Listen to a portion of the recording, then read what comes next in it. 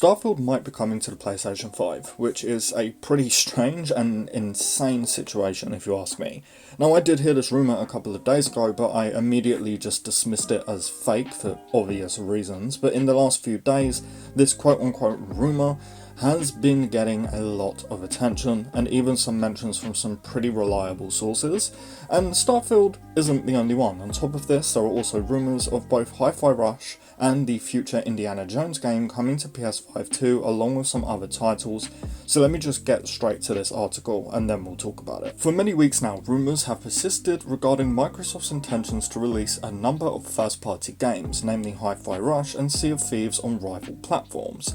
According to our sources, who have asked to remain anonymous because they were not authorised to talk about company plans, yeah no shit, the list of games also includes Bethesda Game Studios' Starfield. According to sources, we understand that currently Microsoft are planning a launch for Starfield on the PlayStation 5 post the release of the already announced Shattered Space expansion for Xbox and PC, which is on target to arrive at some point later this year. We've also been informed that Microsoft have made additional investment into PlayStation 5 dev kits to support ongoing development efforts, adding further fuel to the fire. As the already existing rumours have suggested, the idea of bringing first-party titles to competing console platforms marks a massive change in strategy for Microsoft, and from what I understand, it's not been without fierce internal debate on this new direction. Releasing Starfield on PlayStation 5 contradicts the original statement around exclusivity made by President of Xbox Sarah Bond during the Xbox and Bethesda Game Studios Summer Showcase of 2021. According to our sources, Microsoft's senior leadership have reportedly debated the various pros and cons of releasing more of their exclusive software elsewhere, and internally, not everyone is necessarily happy with the decision, but recouping the potential money left on the table by not releasing elsewhere have arguably won out. So let's talk about this. Look, right off the bat, I want to point out that I really don't care about this. I think some people are blowing this way out of the water. You all know I don't like exclusivity. I think it's dumb. It only benefits the multi-billionaire corpos. I don't give a shit. It does nothing for us, the gamers, so who cares? We're all gamers, we should all be able to play whatever the hell we want, however we want, on whatever platform we want. I don't like exclusivity, I think it's greedy, and I just don't like it, so I genuinely could not care less if I see Starfield on the PS5. Now I do, however, think that this is a really dumb decision from a business point of view, because in a few years' time, when Elder Scrolls 6 is finally releasing, that would easily be the biggest exclusive Microsoft have ever put out. After this, if all of those games do come over to PlayStation 5, nobody will care. Nobody will be running out to buy an Xbox just for Elder Scrolls 6, you know? Because they'll just assume that, well, it's going to come to PS5 eventually. Hopefully you see my point. Again, from a business point of view, this is pure insanity to me. You purchased Bethesda for $7 billion for Starfield, and for Elder Scrolls, and for Fallout, and all of that other stuff. So what was the point of that if you're just going to put these games to PlayStation anyway? And people are already talking about how owning an Xbox is pointless, and this is just going to fuel that argument more and more, and honestly at this rate I am really starting to agree. But honestly, I've thought this for a while. Look, I own every platform. I've got a PS5, a Series X and an S, a Switch, and of course a PC. And I've mentioned this a few times, but this will very likely be the last generation of Xbox consoles that I bother to buy, because I just don't see the point anymore. All of their exclusives go to PC, so what's the point, right?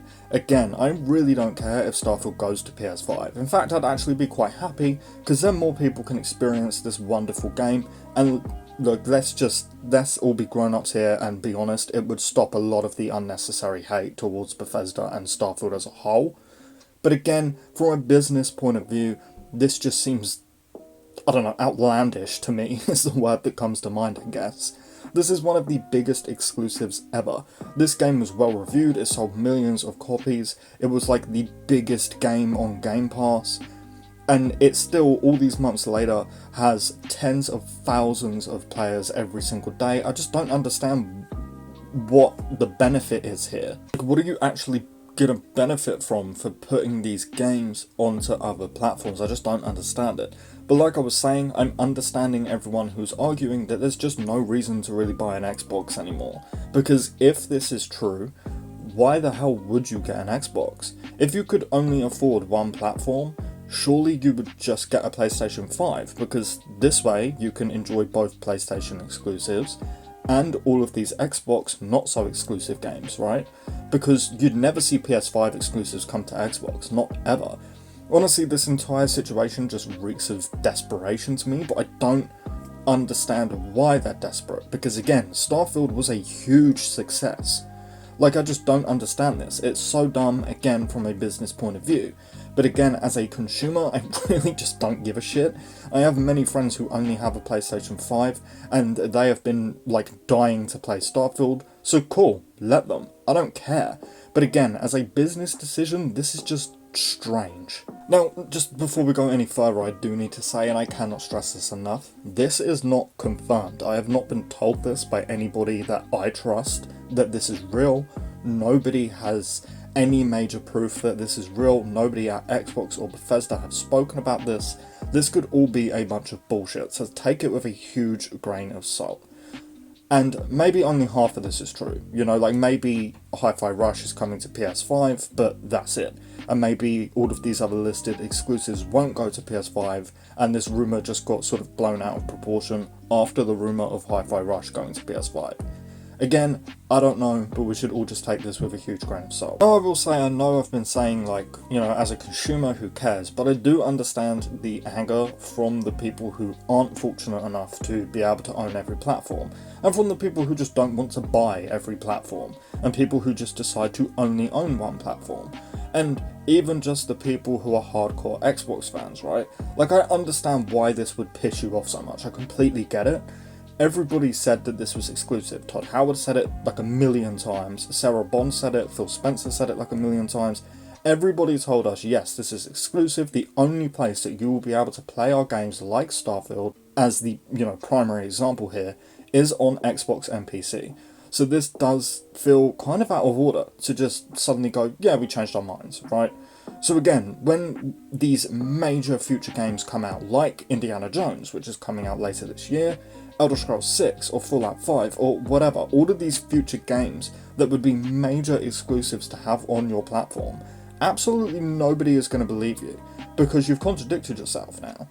If this is all true, and again it might not be, but if this is all true, and all of these exclusives go over to PlayStation 5, when these next major games come out and they're doing showcases and stuff and saying, yeah, it's exclusives, again, your Elder Scrolls 6, your Fallout 5, whatever, you could scream from the rooftop, these are exclusive, you'll only be able to play them on Xbox and PC, and all anybody will think is, yeah, sure, but not forever, right? Because eventually you're gonna just put these everywhere.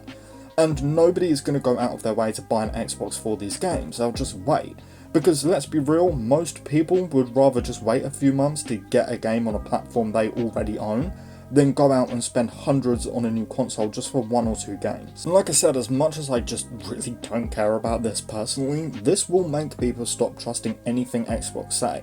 Like I said, I really cannot wrap my head around this decision from a business point of view, and at the same time, I just really don't care anymore. And honestly, I would be very happy to see Starfield go to the PlayStation 5, and see millions of PlayStation fans who have been waiting to play Starfield finally get the chance. Anyway, look, that's all I have to say today. Let me know your thoughts about all of this in the comments, of course, and if you do want to stay up to date on this entire weird situation, along with other news on many other RPGs, and all that good stuff, please do consider subscribing. We're so close to 10,000 subscribers, so if you do subscribe, thank you so much for helping me reach that goal. Lastly, as always, a huge, massive thank you to our channel members, of course, for their continued support on my channel. But with all of that said and done, I thank you all so much for watching, and I really hope to see you next time. Peace.